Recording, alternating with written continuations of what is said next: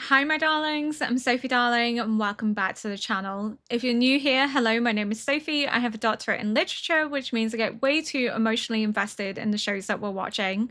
So if that sounds like something you will enjoy, why don't you hit that subscribe button so you never miss a video? Last episode, we had Tanjiro fall into this dreamscape where he is reunited with his family, though notably Nezuko is missing from this dream, so I did theorize that perhaps the realization that Nezuko isn't there is going to make him realize that this isn't real, because he starts talking about how, oh, everything before was a bad dream. So it's so realistic that he's believing that his family is actually still alive. And it's just so cruel because it's tormenting him with the potentiality of being reunited with his family, only for that to be ripped away from him. So I am fully expecting to cry either in this episode or the next one, just because it's going to really play with my heartstrings. It's going to break my heart to see Tanjiro have to lose his family all over again. I wonder if we're going to see the others and their dreams, because they're all asleep. So I don't know if it's just Tanjiro's dreams that we're going to see. And then that kind of makes me think, was the whole train a dream? Was any of it real? And then they mentioned that Rengoku was going because of like an upper 12, but the one he's dealing with is not upper 12, unless upper 12 is just like a reference to all of the 12 demon moons, but there's upper and there's lower. So if there's an upper 12, where's the upper 12? Because we're dealing with one of the lower ones. So is one of the lower ones like bait? And then there's going to be an upper one that's also here? I'm not sure. Is this like a trap? What's going on? Is this a distraction? What is Muzan doing that he needs to have this as a distraction? Like what is the purpose here? But yeah, I was editing episode 25 for YouTube, and Rangoku was talking to Shinobu, and there was the conversation that it was an upper 12. But this isn't an upper 12. I don't know. We'll have to watch and find out, but I have already theorized in depth that I don't think Rengoku is making it out of the Mugen trainer arc. I think something is going to happen where he has to sacrifice himself. He's this figure that everyone loves. Nobody has a bad word to say about Rengoku, which means his death will hit all the more harder because of how well loved he is. There's going to be this significant impact on not only Inosuke, Tanjiro, and Zenitsu, but on the Hashira as a whole, because all the Hashira love him. Nobody has a bad word to say about him. So I think Rengoku potentially sacrificing himself to save others is going to be something that the Hashira carry with them, but is only going to inflame them more to find Muzan, to take Muzan down. But it's just tragic, the idea that the Hashira have been like this core unit for a while. The master was talking about how it's so nice to see all the same faces because they haven't lost anyone.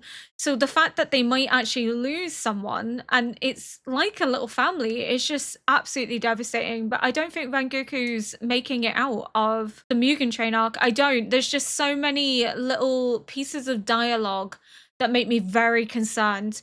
But without further ado, we're going to jump into episode 3, and I'm going to try and not cry. Oh yeah, and the children had tied themselves to them. But we still don't know why. Oh, we are seeing their dreams.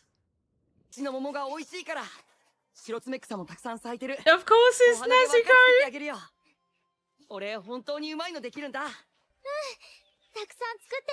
Oh, that's so cute!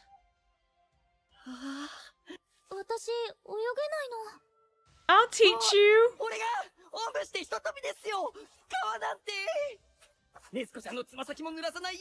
Oh my god, he's adorable. I love how in his dream he's this confident, bold version of himself. Because he talks about just wanting to be... Is he drowning in his dream? They're all drowning in this dream. They're all underwater. But yeah, it's very interesting that he's this bold, courageous version of himself, that he doesn't hesitate. He is able to utilize his abilities without falling asleep. And we know from season one, he talks about how, like, he just wants to be of use to people. He wants to be depended upon. He wants to help those and protect them. But he feels frustrated that he can't be that person. And he is that person. He just hasn't come to that understanding yet.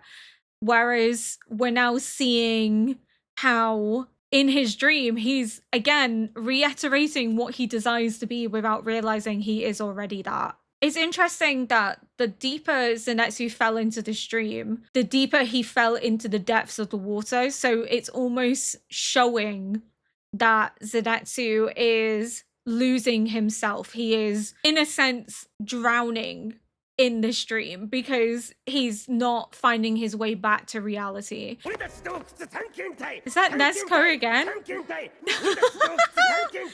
the little bunny ears. They're all animals. Because again, he doesn't see himself as human.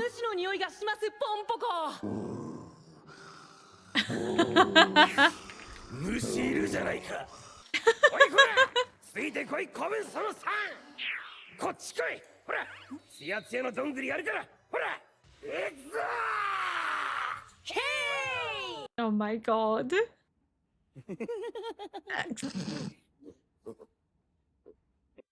Oh, the music. This makes me think it's going to be emotional. It's his dad.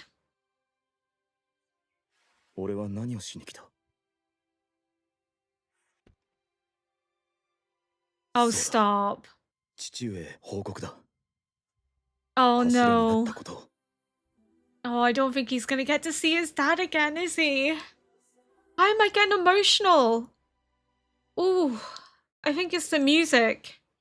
And the idea that this might be the only time he gets to see his dad is in his dream.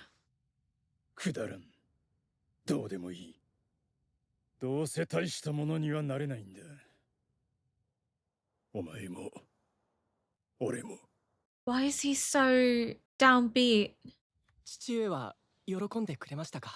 No.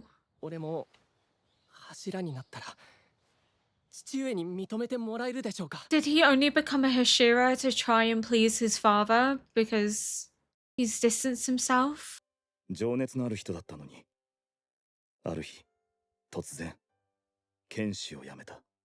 Why? What made him do that?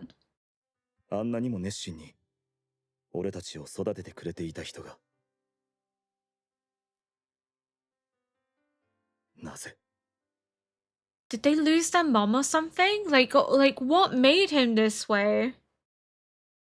Oh my god, why has this made me so emotional? Oh my god. I think the dad's lost his way since their mother's death. You know?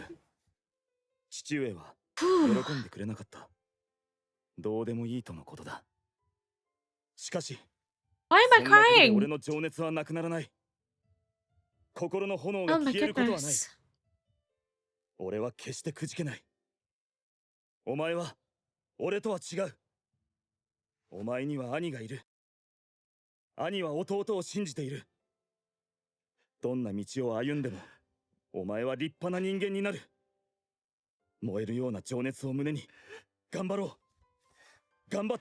Oh, we all need a brother like Rengoku. I don't think he's gonna get to see his little brother again. Oh my god, that broke my heart.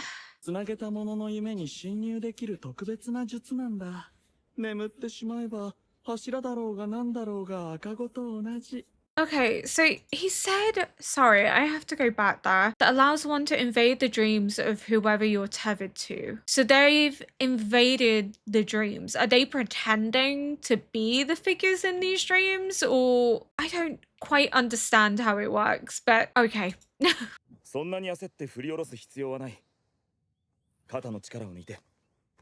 Oh no, so they're just sort of existing within the dream. Like in the quite literal sense of invading the dream. 夢を見ているものを中心に円形となっている。夢の外側には無意識の領域があり、そこに精神の核が So they 存在 need す to る。 destroy the spiritual core? それを破壊しろ。そうすれば夢の持ち主は廃人となる。 So then they can't fight back. 早くこいつの精神の核を破 Oh 壊して fuck. Oh. 私も幸せな夢を見せてもらうんだ。変な無意識領域。熱い。 Oh, I don't think it's going to be as easy as she thinks it is. He's burning with passion. 見つけた。 Oh god. Oh god. Goku. Oh my god, I'm nervous. 壊せば私も。 Whoa. Okay. Oh my god, he woke up. Or is he still asleep? I think he's still asleep.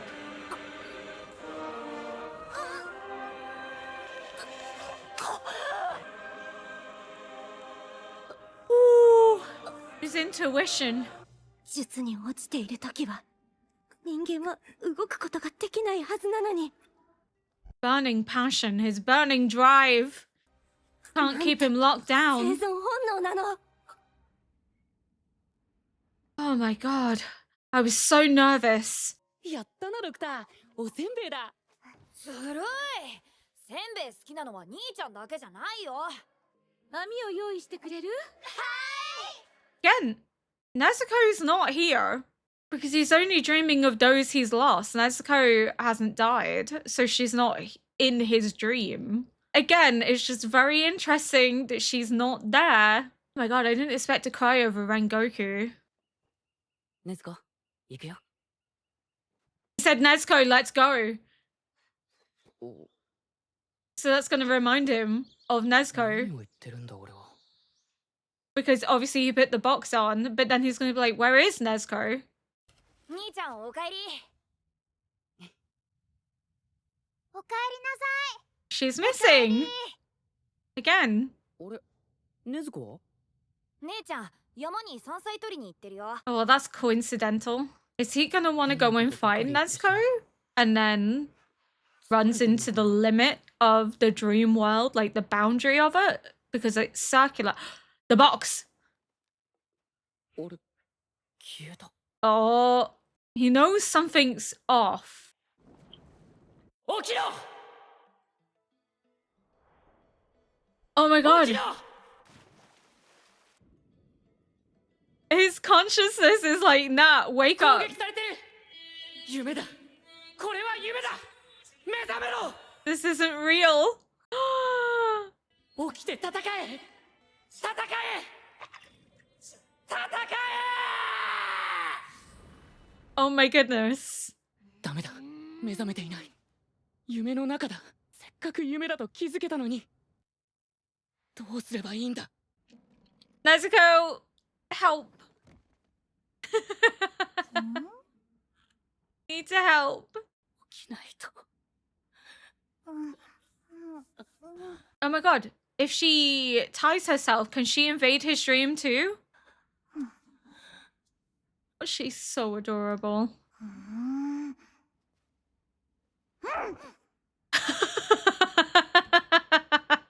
Just like, maybe if I headbutt him, he'll wake up.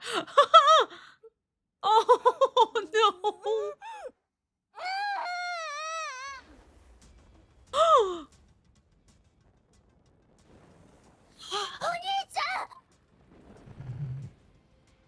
ねずこの匂いだ。 it is. ねずこの血だ。ねずこ。 Oh, Nezuko. she's so cute. 覚醒してる。少しずつ。少しずつ。 Oh, but it's having to say goodbye. Oh, I'm gonna lose it. ごめん。 Ooh. 行かないと。ごめんな。兄ちゃんお兄ち俺に夢を見せてる鬼が近くにいるなら。 He needs to find 切ら them. なければ。ちゃんどこ行くの？ Oh no! No, it's a dream. 今日は山菜いっ It's ぱい not 取れたよ。 real. Oh, Tanjiro.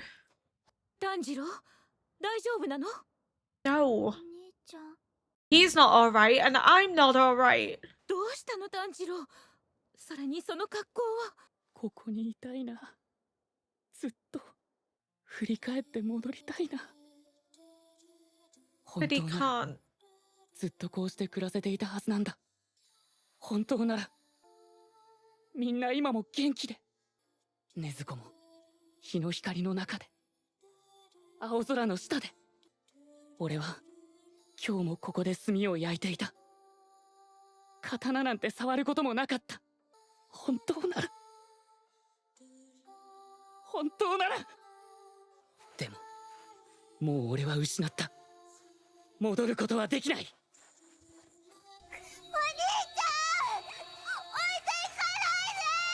Oh no. That's just heartbreaking. ごめんな、ロクタ。もう一緒にはいられないんだよ。だけどいつだって兄ちゃんはお前のことを思っているから。みんなのこと思っているから。たくさんありがとうと思うよ。たくさんごめんと思うよ。忘れることなんてない。どんな時も心はそばにいる。だからどうか許してくれ。早く精神の核を破壊しなければ。 Oh. It's so beautiful. これが彼の心の中。 Like him. なんという美しさ。どこまでも広い。そして温かい。 Because he's so kind and caring. 手こずってるな。どうしたのかな。 Ooh. まだ誰の核も破壊できてないじゃないか。時間稼ぎができているからいいけど。 Buying you some time to do what is the question. 匂いはするんだ、かすかに。 Oh my でも goodness. なんだこれは。膜がかかっているようだ。 That just absolutely wrecked me. 場所を特定できない。 Ooh. 早くしないと。禰豆子が血を流している。今はただ眠っているだけなのか。炭治郎。 His dad. 刃を持て。切るべきものはもうある。 See, they're always with you. You might not see them, but they're not gone. 分かったと思う。でももし違っていたら、夢の中の出来事が現実にも影響する場合、取り返しが、夢の中の死が現実につながる。つまり切るのは Himself? 自分の首だ。 Whoa, whoa, whoa, whoa, whoa, whoa, what?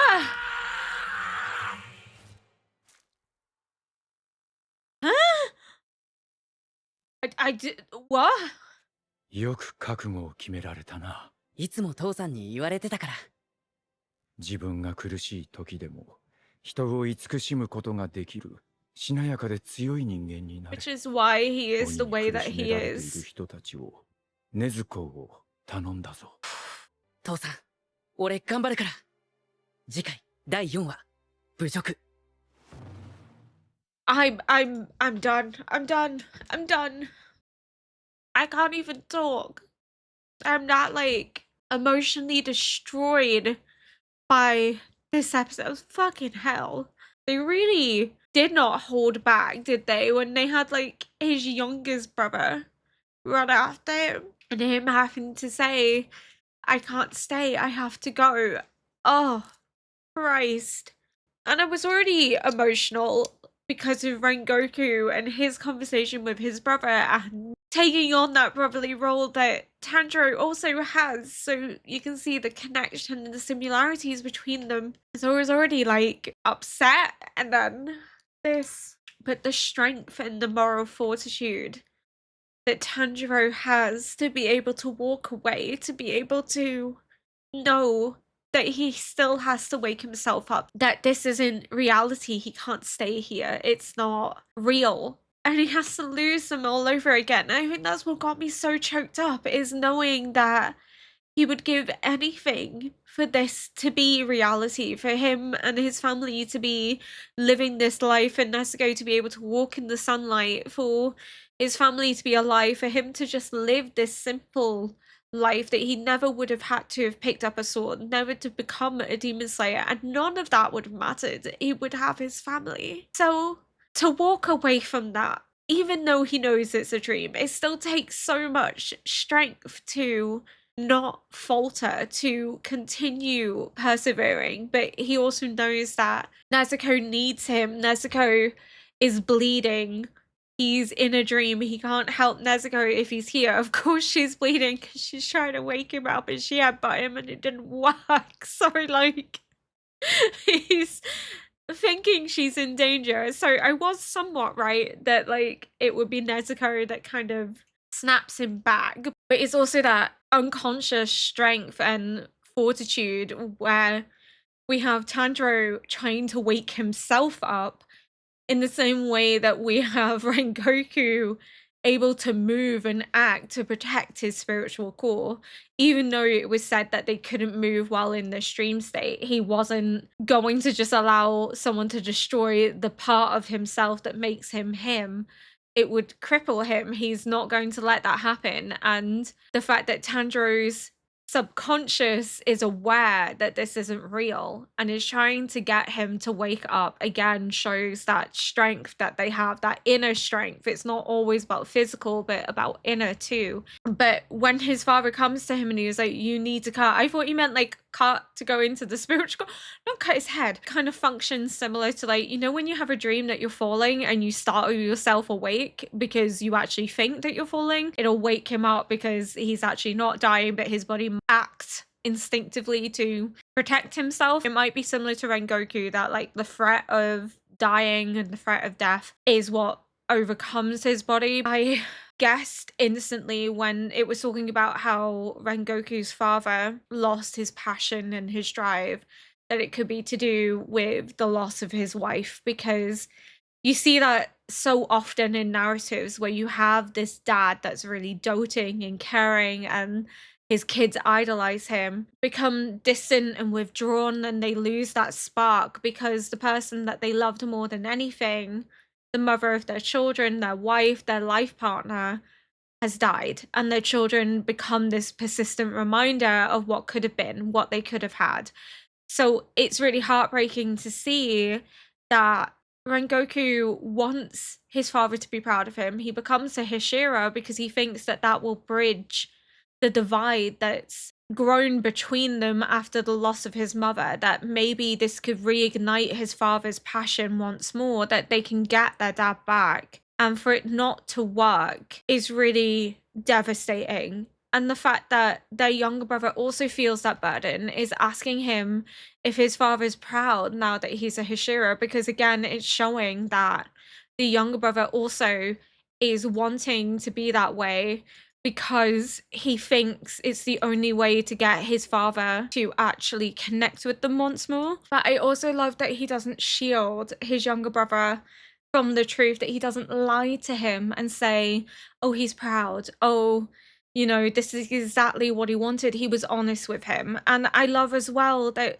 he acknowledges that he feels like his younger brother has it worse because his younger brother doesn't remember their mom. He does have those memories, but his younger brother doesn't. He was too young. And the fact that they find strength and courage in each other is just such a beautiful depiction of how strong sibling relationships can be. Of course, we've seen it with Tanjiro and Nezuko, but we're also seeing it now with Rengoku and his younger brother, that he's telling him that no matter what path he takes in life, he'll grow up to be a fine human being, that he'll always be in his corner to support him, that he has his back, that they will continue to live life with this fiery passion that nothing can quell it, not even their father's lack of joy or enthusiasm for their accomplishments. I love that he's not allowing it to get him down. Yes, it's sad that his father can't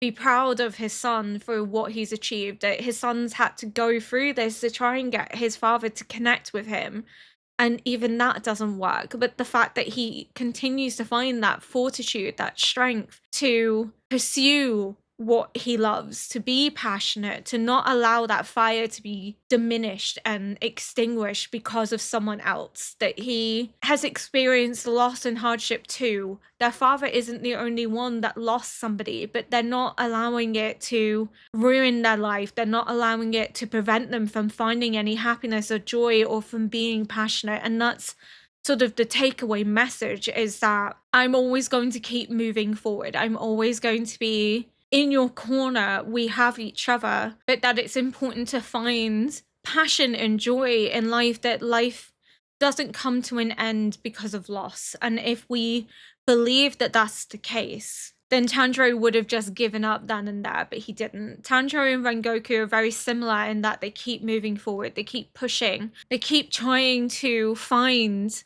the positives in life, to enjoy what life has to offer despite everything they've been through, despite the loss, despite the trauma they've experienced. Just as Rengoku says that he's not going to allow the father's disappointment to extinguish his passion, and his younger brother shouldn't allow it to extinguish his passion either, Tanjiro is similar in that he's talking about how he needs to move forward, that he needs to keep pushing, keep fighting, keep getting stronger, because he has to for Nezuko, but he also has to for himself, that he can't wallow in the past, that he can't stay in the memories of what could have been. He has to look to the future and what life has to offer. So Rengoku and Tanjiro are very similar in terms of that mentality. But yeah, it's just sad because obviously the father is demoralized from losing his wife, and that's led to this depression.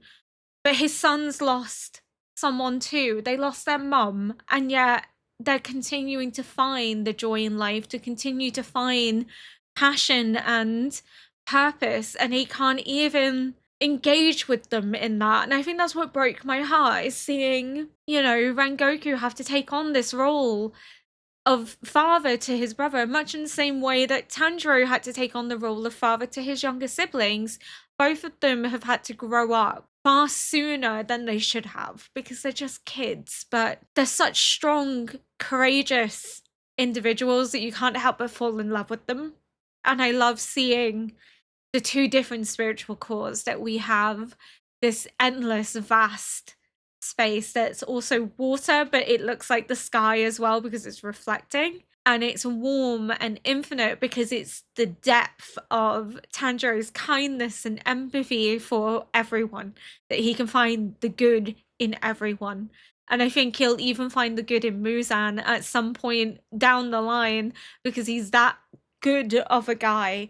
So the fact that you can feel that depth and warmth when he enters into the spiritual core is because it's a testament to who Tanjiro is and the beauty of his strength and courage and love for life and empathy for everyone that he comes into contact with, which is what he's learned from his father, which his father passed down.